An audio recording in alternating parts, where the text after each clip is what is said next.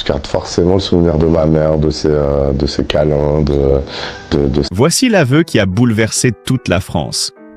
En une seule phrase, prononcée devant un public figé par la stupeur, Slimane a fait exploser des années de silence et déclenché un séisme émotionnel inattendu. Personne n'aurait imaginé qu'il oserait révéler un secret aussi brûlant, un secret capable de fissurer des carrières, des familles et des certitudes. Et si la plus grande histoire d'amour cachée de la musique française venait enfin d'être dévoilée sous nos yeux? Restez. Tout commence maintenant. Ce soir-là, lorsque le silence a explosé sous l'aveu de Slimane, personne ne pouvait mesurer l'ampleur du raz-de-marée qui allait suivre. Car derrière cette déclaration brûlante se cachait une histoire beaucoup plus complexe, faite de regards suspendus, de mots retenus, d'élans étouffés et de vérités trop lourdes pour être dites à voix haute. Tout a réellement commencé bien avant cette nuit, où il a osé tout avouer. Des années plus tôt, dans un studio anodin, un simple hasard professionnel avait réuni deux êtres qui n'auraient jamais dû se croiser autrement. Lorsque Slimane était entré ce jour-là, encore fragile, encore ébranlé par son ascension fulgurante, il n'imaginait pas une seule seconde que sa vie allait dévier de sa trajectoire. Vita, elle, portait déjà les marques invisibles d'une carrière longue, exigeante, parfois cruelle. Ce qui aurait pu n'être qu'une séance de travail banale s'est transformé en collision émotionnelle. Leur première prise fut un choc pour tous les témoins présents.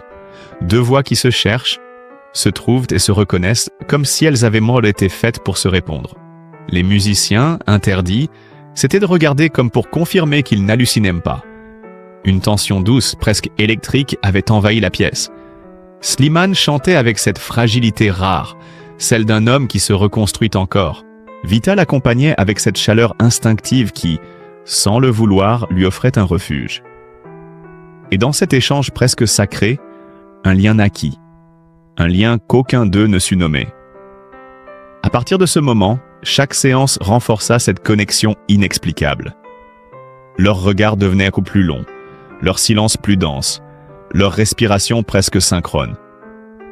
Il n'y avait pas encore d'amour, pas encore de risque, pas encore de tempête. Juste cette sensation troublante qu'ils avaient trouvé l'un chez l'autre un écho essentiel.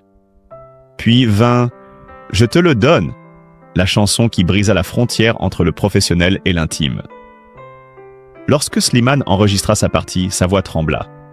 Vita le sentit immédiatement. Elle connaissait ce tremblement-là, celui qui ne vient pas d'une note difficile, mais d'une vérité trop lourde pour être contenue. Elle l'observa et quelque chose en elle céda, quelque chose de discret mais irréversible. À la sortie du titre, le public fut bouleversé. Les radios l'épuisèrent, les réseaux flambèrent.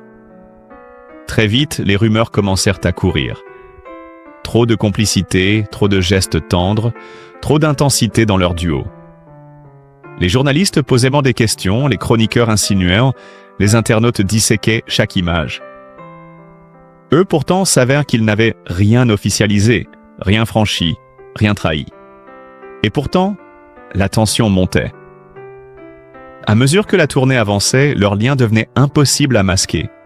Sur scène, l'alchimie brûlait. Slimane posait parfois sa main sur l'épaule de Vita lorsqu'elle vacillait sur une note, et ce simple geste déclenchait des tempêtes sur Twitter.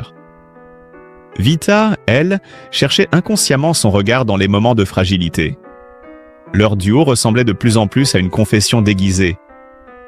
C'est alors que la première fissure apparut dans leur vie privée. Le mari de Vita, d'ordinaire calme, commença à douter, non pas par jalousie maladive, mais parce que tout un pays murmurait la même chose.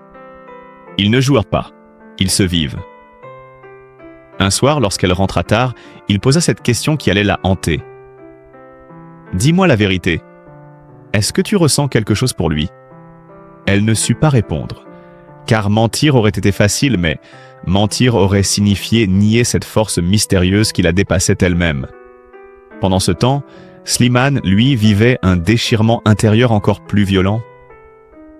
Il s'enfermait dans sa loge après les concerts, écrivait des phrases qu'il n'osait pas prononcer, des mots d'amour impossibles, des fragments d'aveux destinés à rester dans l'ombre.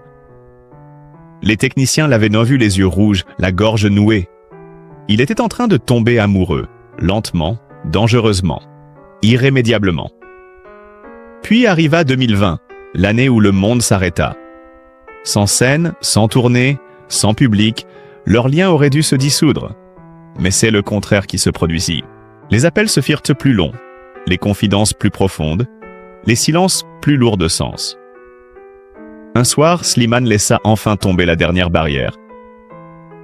J'ai peur de ce que je ressens, peur parce que je sais que je n'ai pas le droit. De l'autre côté du fil, un silence. Pas un silence de rejet, non. Un silence qui blessait car il révélait une vérité dangereuse. Elle aussi ressentait quelque chose. Mais elle avait une famille, des enfants, une vie construite. Alors elle murmura « On doit rester prudent ». Ces mots étaient un mur, un bouclier, une frontière infranchissable.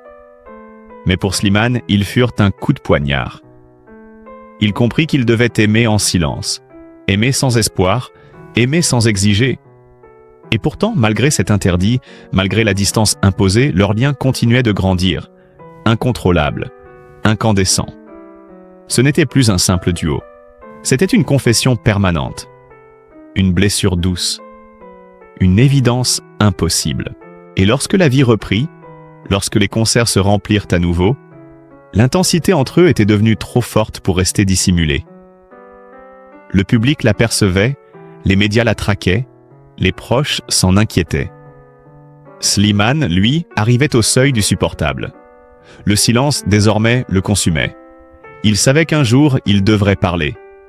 Et ce jour-là approche plus vite qu'il ne l'aurait cru.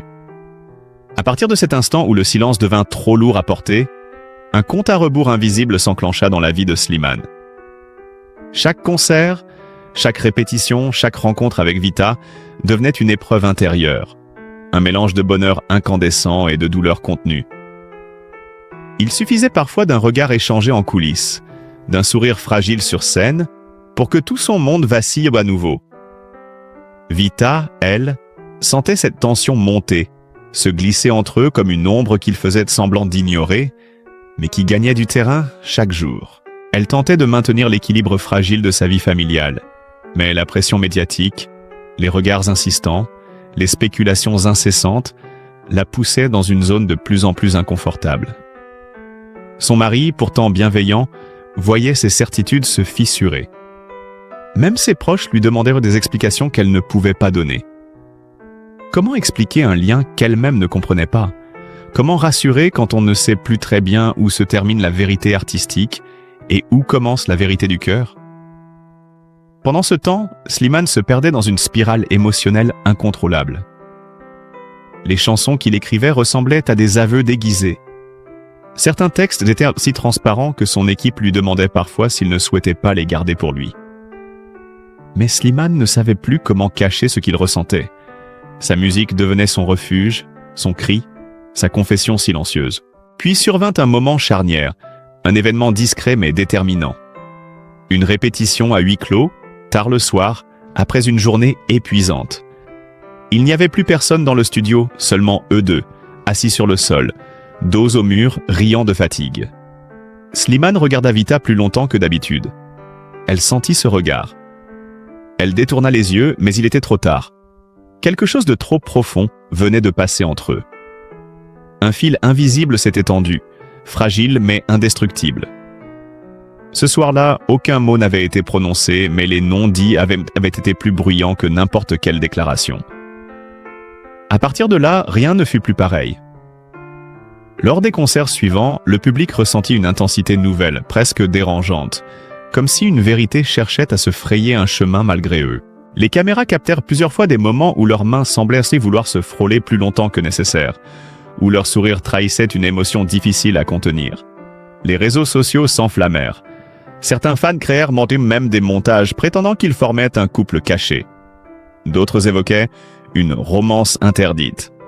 La machine médiatique s'emballa.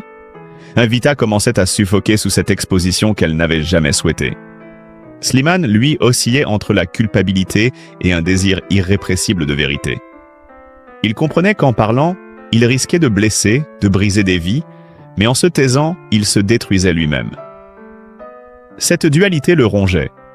Ses proches remarquaient son changement. Plus silencieux, plus nerveux, plus instable. Il dormait mal, mangeait peu, écrivait compulsivement. Un ami lui demanda un soir « Tu l'aimes, n'est-ce pas ?» Slimane ne répondit pas, mais son silence fut une réponse tragiquement évidente. Pendant ce temps, Vita s'éloignait imperceptiblement. Non pas par désamour ou par rejet, mais par instinct de survie.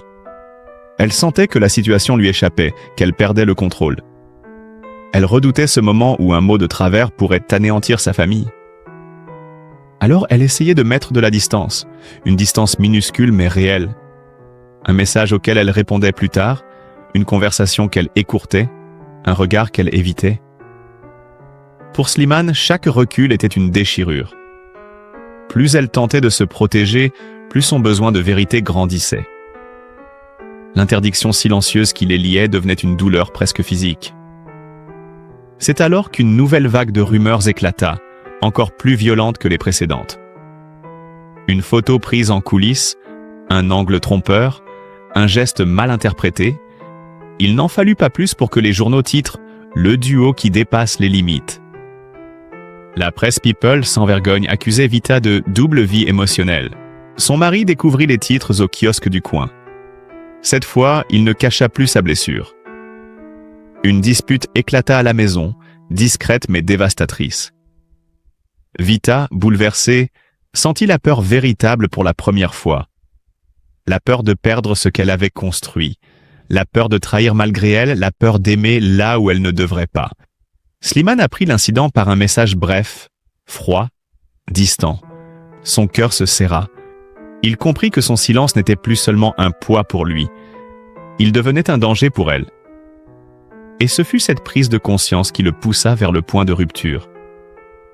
Il ne pouvait plus continuer ainsi. Il devait choisir, se taire et la laisser souffrir, ou parler et risquer de tout bouleverser. Une nuit seul dans sa loge, il prit la décision qui changerait leur destinée. Il prononcerait enfin la vérité, pas pour provoquer un scandale, pas pour s'attirer la lumière, mais pour respirer, pour exister, pour survivre à ce qu'il ressentait. Il savait que ce choix aurait un prix terrible. Mais pour la première fois depuis des années, il n'avait plus peur. Le concert où tout allait basculer approchait, et rien ne pourrait arrêter ce qui était sur le point d'éclater. Le soir du concert décisif arriva comme un orage annoncé depuis des mois, lourd, électrique, chargé d'une tension que même le public ressentait sans comprendre. Slimane, en coulisses, n'était plus l'artiste assuré que tout le monde connaissait. Ses mains tremblèrent légèrement, son souffle était court, ses yeux oscillaient entre détermination et vertige.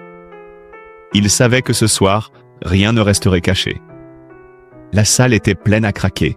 Les projecteurs balayèrent la scène dans une lumière presque aveuglante. Et pourtant, au milieu de cette effervescence, Slimane avait l'impression d'être seul, terriblement seul avec la vérité qu'il portait depuis trop longtemps. Vita, elle, arrivait de son côté, maquillée, coiffée, parfaite comme toujours, mais avec cette lueur d'inquiétude qu'elle tentait de dissimuler. Elle avait senti dès le matin quelque chose d'étrange dans les messages de Slimane. Moins de mots, plus de silence. Comme si une tempête couvait dans sa voix retenue. Lorsqu'elle entra en coulisses et croisa son regard, elle comprit immédiatement. Il allait parler. Pas sur scène, pas officiellement, mais parler d'une manière ou d'une autre, d'une façon qui changerait tout.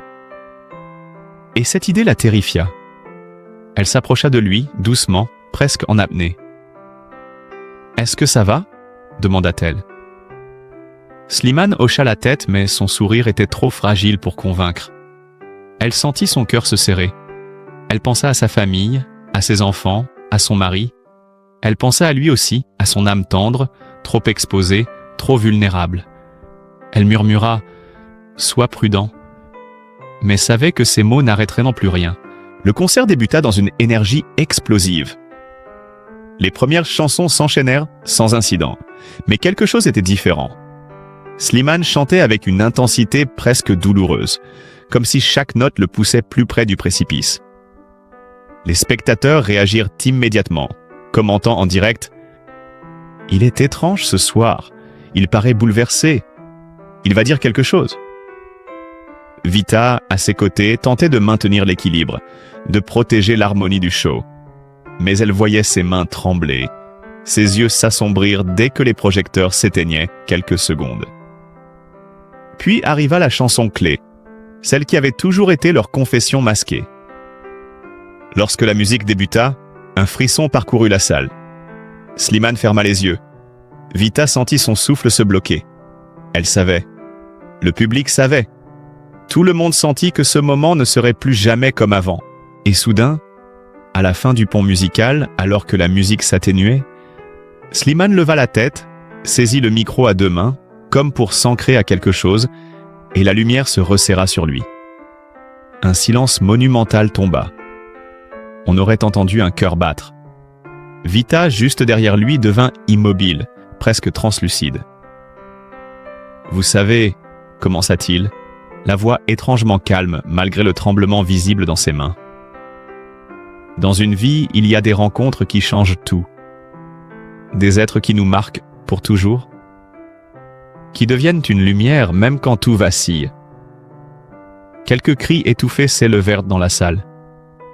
Vita se figea. Ses yeux s'écarquillèrent, elle sentit ses jambes flancher. Slimane poursuivit, porté par une force qu'il ne contrôlait plus. J'ai eu la chance, immense, de rencontrer une personne qui n'est pas seulement une partenaire de scène, mais l'amour de ma vie. Une onde de choc traversa la salle. Des cris, des larmes, des téléphones qui se levèrent par centaines. Vita ferma les yeux, comme si ce geste pouvait la protéger du cataclysme en train de se produire. Mais elle resta droite, digne, bouleversée. Les caméras zoomèrent sur son visage, révélant une émotion brute, trop forte pour être masquée. Slimane continua, sa voix se cassant légèrement. Elle sait qui elle est, elle le sait depuis longtemps, et moi aussi. Cette fois, Vita dut détourner le regard. Elle posa une main sur sa poitrine, comme pour retenir quelque chose qui menaçait de se briser en elle. Le public retint son souffle. Les musiciens eux-mêmes cessèrent de jouer une seconde trop tôt, déstabilisés. Un silence hallucinant envahit l'espace. Un silence chargé de vérité, de douleur, de beauté. Et le pire, ou le plus beau, c'est que Slimane n'avait jamais regardé quelqu'un d'autre que Vita pendant toute sa déclaration. Elle sentit ses yeux se remplir. Elle fit un pas vers lui, puis s'arrêta, incapable d'aller plus loin. Le monde entier semblait suspendu entre eux, comme une corde tendue prête à rompre. La chanson reprit, mais plus rien n'avait la même saveur. Les paroles, les regards, les gestes, tout vibrait d'une intensité sauvage. À la fin, lorsqu'ils se saluèrent, Vita posa une main tremblante sur son bras. Un geste discret, mais dévastateur.